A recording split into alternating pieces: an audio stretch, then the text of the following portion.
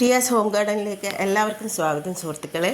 ഇന്ന് നമ്മൾ നമ്മുടെ പച്ചക്കറികൾക്കും ടെറസിലെ പൂച്ചെടികൾക്കുമൊക്കെ കൊടുക്കാൻ പറ്റുന്ന ഒരു ഒരു ഒരു കൂളിംഗ് ഡ്രിങ്ക്, അവർക്കൊരു സമ്മർ ഡ്രിങ്ക് ഉണ്ടാക്കാം. ഒന്നും വേണ്ട, ഇതിനകത്ത് നമ്മുടെ ലെഫ്റ്റ് ഓവർ വീട്ടിൽ ബാക്കി വരുന്ന ചോറ്, ഒരു ചെറിയ കഷ്ണം ശർക്കര, ഒരു മുട്ട, പിന്നെ എപ്സം സോൾട്ട്. ഇത്രയും സാധനങ്ങളാണ് ഇതിനു വേണ്ടി വേണ്ടത്. നമ്മുടെ ചോറ് അപ്പത്തിനും ദോശയ്ക്കൊക്കെ നമ്മൾ അരയ്ക്കുന്ന പോലെ വെള്ളം ചേർത്ത് അയവിൽ അരച്ചെടുക്കുക. അതിലേക്ക് നമ്മുടെ ഒരു മുട്ട പൊട്ടിച്ചൊഴിക്കുക. ഇതിപ്പോൾ 2-3 ദിവസത്തെ ലെഫ്റ്റ് ഓവർ ചോറുണ്ട്. അപ്പോൾ ഇതൊരു 4 കപ്പ് ചോറുണ്ടായിരിക്കും. അതിലേക്ക് ഒരു മുട്ട, ഒരു ചെറിയ കഷ്ണം ശർക്കര. ഞാൻ എന്തിനാണ് ഇതിനെല്ലാം ശർക്കര ചേർക്കുന്നതെന്ന് നിങ്ങൾ ചിലർക്കെങ്കിലും സംശയം ഉണ്ടായിരിക്കും.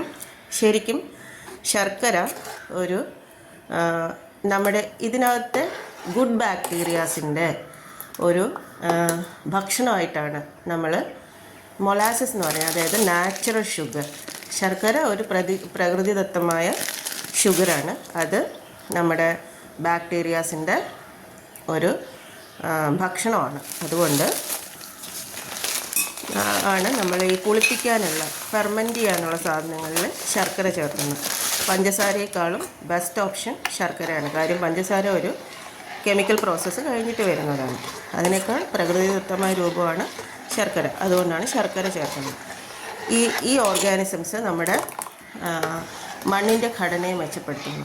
ഇവർ ശരിക്കും നമ്മുടെ ടെറസ് കൃഷിയിൽ നമ്മൾ കൃഷികളെക്കാൾ ശ്രദ്ധിക്കേണ്ടത് നമ്മളുടെ മണ്ണിനെയാണ്. അപ്പോൾ മണ്ണിൻ്റെ ഘടന നന്നായിരുന്നാൽ മാത്രമേ നമ്മൾ അതിൽ എന്ത് നട്ടാലും ഉണ്ടാവുള്ളൂ. ടെറസിലെ കൃഷി അറിയാമല്ലോ, നമ്മൾ കൊടുക്കുന്നതാണ് ആ മണ്ണിലുള്ളത്. അതിന് മറ്റ് നാച്ചുറലി നമ്മുടെ താഴെയുള്ള പോലെ ബയോ ഓർഗാനിസംസ് തന്നെത്താൻ ആഡാവുമോ, ഇലകൾ വീഴുവോ, അത് അഴുകുകയോ ഒന്നും ചെയ്യുന്നില്ല. അപ്പോൾ നമ്മൾ എന്താണോ കൊടുക്കുന്നത് അതാണ് അവർക്കുള്ളത്. അതുകൊണ്ട് നമ്മൾ 2 ആഴ്ചയിൽ ഒരിക്കലെങ്കിലും ഇങ്ങനെയുള്ള പ്രകൃതിദത്തമായ സാധനങ്ങൾ ഉപയോഗിച്ചിട്ടുള്ള വളങ്ങൾ, അതായത് രാസവസ്തുക്കൾ തീരെ ഉപയോഗിക്കാതിരുന്നാൽ നമ്മുടെ ടെറസിൽ മണ്ണിൻ്റെ ഗുണം കൂടുമെന്ന് ഞാൻ ഉറപ്പായിട്ടും നിങ്ങളോട് പറഞ്ഞു തരാം. അപ്പോൾ ഇത് 3 ദിവസം നമ്മൾ ഈ അരച്ച മുട്ടയും ശർക്കരയും ചേർത്ത മിശ്രിതം അടച്ചു വയ്ക്കുക. അപ്പോൾ നമ്മൾ എപ്സം സോൾട്ട് ചേർക്കേണ്ടതില്ല. ഇതിലെ ഓർഗാനിക് ബാക്ടീരിയാസൊക്കെ നന്നായി ഉണ്ടാകട്ടെ. ഈ മിശ്രിതം നന്നായി ഫെർമെൻറ്റ് ചെയ്ത് വരട്ടെ. ആ 3 ദിവസം കഴിഞ്ഞിട്ട് നമ്മൾ ചെടികൾക്ക് ചേർത്ത് കൊടുക്കാൻ വേണ്ടി എടുക്കുമല്ലോ, അപ്പോൾ നമ്മൾ അതിനകത്തേക്ക് 2 സ്പൂൺ എപ്സം സോൾട്ട് കൂടി ചേർക്കുക. എപ്സം സോൾട്ട് എന്ന് പറയുന്ന മഗ്നീഷ്യം സൾഫേറ്റ് ആണ്. അത് ചെടികളുടെ ഇലകളുടെ പച്ചപ്പ് നിലനിർത്തുന്നതിനും അവയെ ആഹാരം പാകം ചെയ്യുന്ന ആ പ്രോസസ്സ് നടക്കാൻ സഹായിക്കുകയും ചെയ്യുന്നു.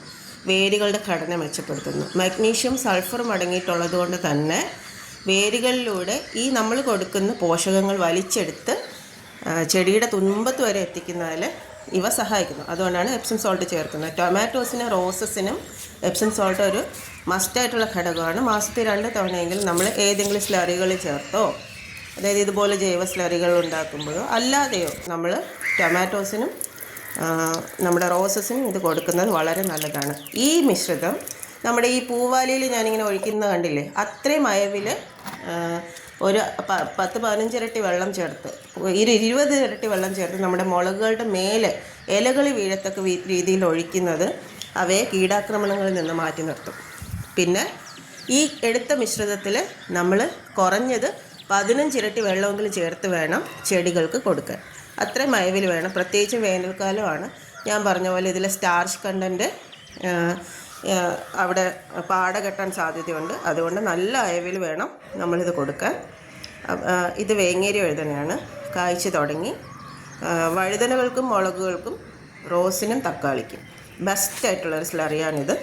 ഇത് വീട്ടിൽ നമുക്ക് ചോറ് ബാക്കി വരും, ശർക്കരയും മുട്ടയും. എപ്സം സോൾട്ട് കൃഷി ചെയ്യുന്ന എല്ലാവരും വാങ്ങിച്ച് വെക്കേണ്ടതാണ്. അപ്പം താങ്ക് യു. എൻ്റെ ചാനൽ സബ്സ്ക്രൈബ് ചെയ്യുക. കണ്ട എല്ലാവർക്കും നന്ദി.